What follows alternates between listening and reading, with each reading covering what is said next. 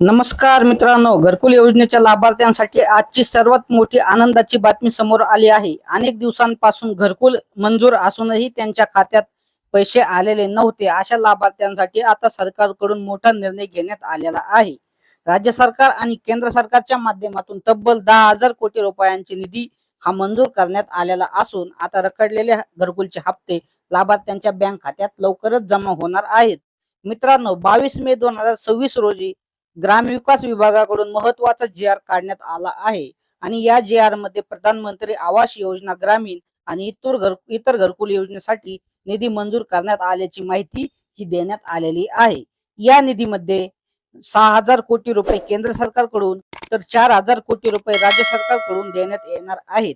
म्हणजेच एकूण 10,000 कोटी रुपयांचा मोठा निधी हा घरकुल लाभार्थ्यांसाठी उपलब्ध करून देण्यात आलेला आहे। आता सर्वात महत्वाची गोष्ट म्हणजे हा निधी थेट लाभार्थ्यांच्या बँक खात्यामध्ये डायरेक्ट जमा केला जाणार आहे। ज्या लाभार्थ्यांना पहिला हप्ता मिळाला आहे पण दुसरा हप्ता हा त्यांचा रखडलेला आहे किंवा ज्यांचा दुसरा हप्ता किंवा तिसरा हप्ता याचे पैसे अडकलेले आहेत, अशा सर्वच लाभार्थ्यांसाठी आता ही एक मोठा प्रकारचा दिलासा त्यांच्यासाठी असणार आहे। सरकारच्या माहितीनुसार हे हप्ते घरकुलचे लवकरच टप्प्याटप्प्याने जमा होण्यास सुरुवात होणार आहे।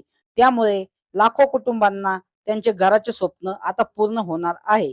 मित्रांनो, जर तुम्हीही घरकुल योजनेचे लाभार्थी या ठिकाणी असाल तर तुमच्याही बँक खाते आणि आधार लिंक हे व्यवस्थित आहे का हे नक्कीच तपासा आणि सर्व कागदपत्र पूर्ण आहेत का हे एकदा नक्की तपासून घ्यावे, कारण पैसे हे कधीही खात्यात सरकारच्या माध्यमातून जमा होऊ शकतात।